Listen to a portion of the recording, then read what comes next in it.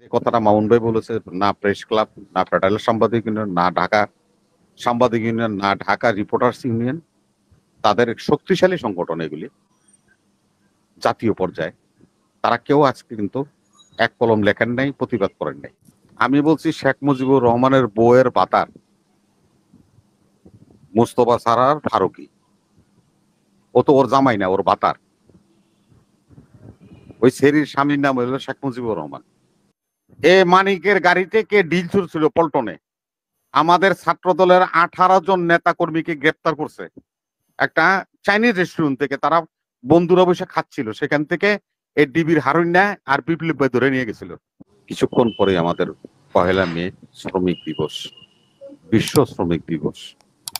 এই শ্রমিক দিবসে সেই 18 সালে যারা প্রাণ দিয়েছিল শ্রমিকদের অধিকারের জন্য, তাদের আত্মার প্রতি মাগফিরাত কামনা করছি, এবং সাথে সাথে আমি স্মরণ করছি সেই সমস্ত বন্ধুদেরকে 24-এর গণ আন্দোলনে এই শ্রমজীবী মানুষ, রিক্সাওয়ালা, অটোওয়ালা, গার্মেন্টসের শ্রমিক, বিভিন্ন কারখানার শ্রমিক, যারা রাস্তায় নেমে এসেছিল, প্রতিবাদের সাথে সম্পৃক্ত হয়েছিল, ছাত্রদের আন্দোলনের সাথে সক্রিয় হয়েছিল, প্রায় 1000-এর উপরে শ্রমজীবী মানুষও প্রাণ দিয়েছিল ছাত্রদের পাশাপাশি। যারা এই 24-এ এই স্বৈরাচারকে পতন করার জন্য শ্রমজীবী মানুষ প্রাণ দিয়েছেন, তাদের প্রতি আমি সমবেদনা জানাচ্ছি, এবং তাদের পরিবারের প্রতিও আমি সমবেদনা জানাচ্ছি, এবং তাদের প্রতি আমি আত্মার মাগফিরাত কামনা করছি। আজকে যে প্রশ্নটা আপনারা নিয়ে এসেছেন, মিডিয়া কি স্বাধীনতা ভোগ করছে? আমরা তো সবকিছুরই পরিবর্তন চাই, শুধু ঘরের বউ ছাড়া সবকিছুই আমরা নতুন ভাবে চাই। না, যেখানে আমাদের মুখ শখ খুলে জেগেছে। সমালোচনা করতে বলেছে, প্রশ্ন করতে বলেছে সরকার, তো প্রশ্ন প্রশ্ন করতে বলেছে, কিন্তু প্রশ্ন কি করা যায় কিনা, আর যে মিডিয়াগুলো প্রশ্ন করেছে তারা কি আসলে আওয়ামী লীগের চাটুকার কিনা, সেটা নিয়ে তো প্রশ্ন। হ্যাঁ, ধন্যবাদ। আমি যেভাবে শুরু করতে চাই আর কি, আমার শুরুটা আমি শুরু করি, তারপরে আপনি সূচনার পরে আপনার প্রশ্ন করেন। আমরা স্বাধীনতা কতটুকু পেলাম, ফ্রিডমনেস আমাদের কি আছে, সেটা যদি দেখতে হয়, 24 ঘন্টা অতিক্রান্ত হওয়ার পরে স্বজাতীয়রা জাতির প্রতি বেদনা জানায় নেয়। আপনারা জানেন, স্বৈরাচার হাসিনার সময় সাংবাদিকদের কলম বন্ধ ছিল, টিভি তাদের মতো চলতো ইত্যাদি বলতাম আমরা।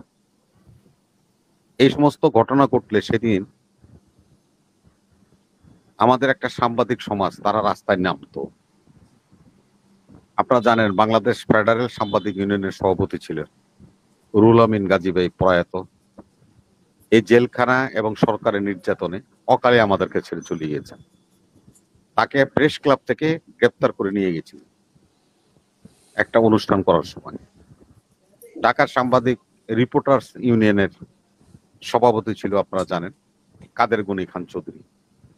তাকেও বারবার গ্রেপ্তার করা হয়েছে। যখন এই সাংবাদিকদের উপরে সরকার নিবৃতনমূলক ব্যবস্থা গ্রহণ করেছে, তারা রাস্তায় বেরিয়ে এসেছে, প্রতিবাদ করেছে, গ্রেপ্তার হয়েছে, জুলুমের শিকার হয়েছে, নির্যাতনের শিকার হয়েছে। সেটাও তখন চলতো। আজকে দুর্ভাগ্য, আমরা এই স্বৈরাচারকে পতন করে নতুন একটা পত্তন সৃষ্টি করলাম। 48 ঘন্টার মধ্যে আমার সতীর্থরা আমার পাশে এসে দাঁড়ানি।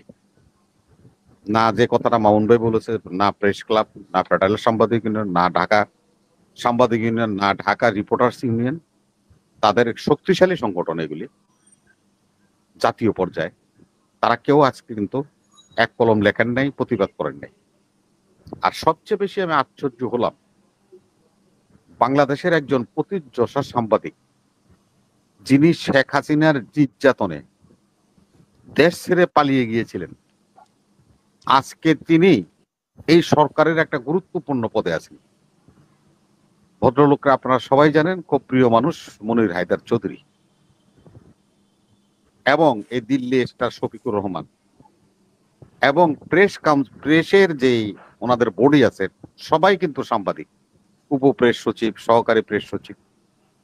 আমি আশা করেছিলাম যে আজকের এই নতুন পত্তনে অন্তত পক্ষে এই লোকগুলি প্রতিবাদ করে কলম বিরতি করবে, হয়তোবা স্মারকলিপি দিবে, নাহলে চাকরি ছেড়ে চলে আসবে। মনির হায়দার ভাইয়ের মতো লোক যে গোলাম হয়ে যাবে, সেই জিনিসটা ভাবতে আমার কাছে খুব কষ্ট হচ্ছে। তাই আমি বলছি, বিবর্তনের পৃথিবীতে আমরা অনেক কিছু দেখার বাকি আছে। আর যে প্রশ্নটা করার কারণে আজকের এই ঘটনা ঘটেছে, সেটা সূত্রপাতটা কোথায় হয়েছে? সূত্রপাতটা তো প্রথম হাসিনাকে নিয়ে হয়নি, সূত্রপাতটা হয়েছে হাসিনার মাকে নিয়ে। আপনাদের বুঝতে হবে, প্রথম প্রশ্নটা ছিল হাসিনার মাকে নিয়ে প্রশ্ন করেছিল। শেখ মুজিবুর রহমানের বউয়ের পাতার, এই যে সেমরিনা চায়, কি জানি ওর নাম, সাংস্কৃতিক উপদেষ্টা মাহবুব ভাই, ফারুকী। ফারুকি মুস্তফা সারোয়ার ফারুক। আমি বলছি শেখ মুজিবুর রহমানের বউয়ের পাতার মুস্তফা সারার ফারুকি, ও তো ওর জামাই না, ওর বাতার। ওই সেরির স্বামীর নাম হইল শেখ মুজিবুর রহমান, আর ওর বাতারের নাম হইল গোলাম সারোয়ার, কি ফারুকি, সারোয়ার ফারুকি। যেহেতু এগুলোর গায়ে বিধে, কারণ হলো পরের বউ নিয়ে ঘর করে, তো এই নিয়ে প্রশ্ন করলে সাংবাদিকরা প্রশ্নটা ঠিক মতো করে নাই। তো আমি যদি থাকতাম ওখানে, আমি বলতাম যে আপনি পরের বউ নিয়ে ঘর করেন কেন? এটা হলো প্রশ্নের উত্তর ছিল। তিশাকে নাম নেমলি বলার দরকার ছিল, বলার দরকার ছিল যে সাংস্কৃতিক উপদেষ্টা সাহেব, আপনি তো পরের বউ নিয়ে ঘর করেন। এখন আপনার গায়ে লাগে, হাতে লাগে, সেখানে কি নিয়ে আসলেন? তারা প্রশ্নটাকে হাসিনাকে খুনি বলা যাবে না, খুনি তো ডেলি হইতেছি, অসুবিধা কি, প্রবলেম কি? বিচারের রায় হওয়ার আগে বা পরে, সেটা মাহবুব ভাই বলতে পারবো, বিচারের আগেও বলা যাবে কিনা, পরে বলা যাবে কিনা, এটা আইনের কিছু ভার্টিকেল আছে, সেই দৃষ্টিতে বলবে। তিনি আইনের ভার্টিকেল গুলি বলতে পারতো। আর যদি না, নিজে না বুঝতো, তাহলে ওই যে আরেকজন আছে, ওই যে 3টা বিয়ে করছে এক লগে, আইন উপদেষ্টা হয়েছে, ওর কাছে জিগাইতো, ওর কাছে জিগাইতো, তাহলে তো বোঝা যাইতো যে এটা আইনে আছে কিনা। এভাবে সাংবাদিকদের উপরে খড়খস্ত হয়ে যে ভাষা সে ব্যবহার করেছে, রাষ্ট্রের মর্যাদা নষ্ট হয়েছে, ওই চেয়ারের মর্যাদা নষ্ট হয়েছে। এবং সফেদ ভদ্রলোক বলে এবং গ্লোবাল ম্যান বলে যাকে আমরা অনেক প্রশংসা করি, ওনার নামের সাথেও কিন্তু একটা লাল দাগ লেগে গেল, যে সাংবাদিকরা কথা বলতে পারে না ইউনূসের আমলে। এই ক্রস চিহ্নটা তার কপালে লেগে গেল। সে যতই ভালো মানুষ হোক আর যতই কিছু হোক, প্রশংসা যে যেভাবে করেন, 5 বছর রাখেন, নাহলে 50 বছর রাখেন, আপনাদের ম্যাটার। কিন্তু তিনি নিজেও এটার উঠতে পারবেন না, দেখেন ওনার পরিষদের একজন সদস্য এই অপকর্মের সাথে। সংখ্যা কর্ম, ওই যে আগুন জ্বালায় দেন তো প্রবলেম হয়ে যায়। না না, আগুন জ্বালায় দেন তো, এই জন্য অসুবিধা হয়। মানে ব্যাপার হলো যে ওনারা যেভাবে প্রেস চালাইতে চায়, রাষ্ট্র চালাইতে চায়, কোনোটাই তো কোনো অ্যাকশনের মধ্যে পড়ে না, নিয়মের মধ্যে পড়ে না। সবকিছুই তারা তাদের মতো করে চালাইতে চায়। তাদের ভাষা তো এটা জনগণের ভাষা নাও হতে পারে, আমার ভাষা নাও হতে পারে। আপনারা কেন কমিশন করেছেন? আজ পর্যন্ত শেখ হাসিনা সাংবাদিকদের উপরে যতগুলি অর্ডিন্যান্স জারি করে গেছে, একটাকেও আপনারা এই আসিফ নজরুল প্রত্যাহার করে নাই। আসিফ নজরুল প্রত্যাহার করে নাই মানে সম্মানিত প্রধান উপদেষ্টা ইউনূস সাহেব প্রত্যাহার করে নাই। উনি কি এই বদনামের থেকে বেরিয়ে আসতে পারবেন?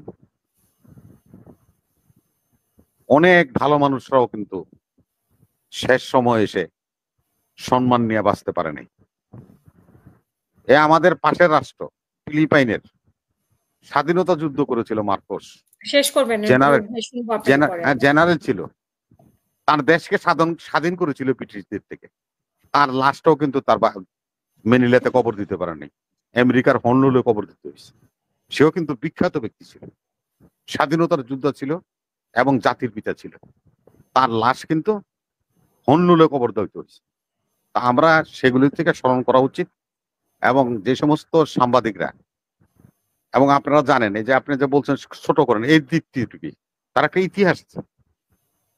এই সেই কালামানিক, বিচারপতি মানিক, এই মানিকের সাথে দীপ্তি টিভির অ্যাঙ্করের সাথে ঝগড়া হয়েছিল, সারা জাতি দেখেছে, তখন হাসিনা ক্ষমতায় ছিল। না, আপনি চ্যানেল আই এর ইয়ে চ্যানেল নাই, ওই চ্যানেল দীপ্তি আই এর টিভিতে ও দীপ্তি। গেছে এখন। ওর হ্যাঁ নামটা দীপ্তি, দীপ্তি। দীপ্তি, হ্যাঁ দীপ্তি না, ওইটাই আমি বলছি যে এই দীপ্তিকে নিয়ে জ্যোতি, সরি দেখেন ওর নাম জ্যোতি। জ্যোতি ও কি জ্যোতি না দীপ্তি? ধরনের, যাই হোক যে দীপ্তি। কি ধরনের, দীপ্তি।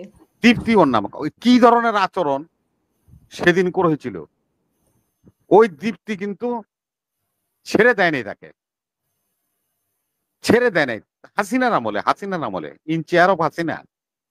কালামানিক তো তখন বাংলাদেশের অনেক অনেক কিছু, অনেক বিষয় মানে তখন সে তো যাইভাবে তখন তো রবি ভাই শামসুদ্দিন চৌধুরী মানিক মানে এই সমস্ত বুদ্ধিজীবী অঙ্গনে নিয়ার টু শেখ হাসিনা। না সেটা আমি বললাম, নেয়ারটেও দরকার নাই, ওই হলো শেখ হাসিনার, হলো শেখ মুজিবের পোলাও মানিক। আমি ওইটা বলি না, আমি বলছি যে সে তো সে সময় আঙ্গুল উঁচা করলে অনেক কিছু হয়ে যেত। এ মানিকের গাড়িতে কে ডিল ছুড়ছিল পল্টনে, আমাদের ছাত্র দলের 18 জন নেতা কর্মীকে গ্রেপ্তার করছে একটা চাইনিজ রেস্টুরেন্ট থেকে। তারা বন্ধুরা বসে খাচ্ছিল, সেখান থেকে এই ডিবির হারুন্যা আর বিপ্লব ভাই ধরে নিয়ে গেছিল। এক একজন রে 1 মাস করে আপনার ইয়ে দেওয়া হয়েছিল, কি জানি এই যে কি জানি ওই যে রিমান্ডে নিয়ে আসছিল। ওই 15 জন ছেলেকে এখনো দেখলে আপনি বিশ্বাস করতে পারবেন না যে তাদের শরীরের উপর কি নির্যাতন এ কালা মালিকের জন্য করছে। তাকেও ছাড়ে নাই অ্যাঙ্কররা। আর আপনি তো একটা সেমরিনা সাইন্না প্লেয়ার, আপনি জি, একেবারে এত আমি মহান কিছু না তো। না এত এত বাজে ভাষা বলেন না ইয়েতে। এই তো বাজে ভাষায় ওকে বলতে হবে। না না না টক শোতে বলেন না, না পার্সোনালি ও বলেন সেটা। না না না ঠিক আছে, ও তো সেমরিনা চায়, না চায় না, না চায় এই দেশের মানুষ জি, জানে না। শুনবো আমি রবি ভাই, আপনাকে শুনবো।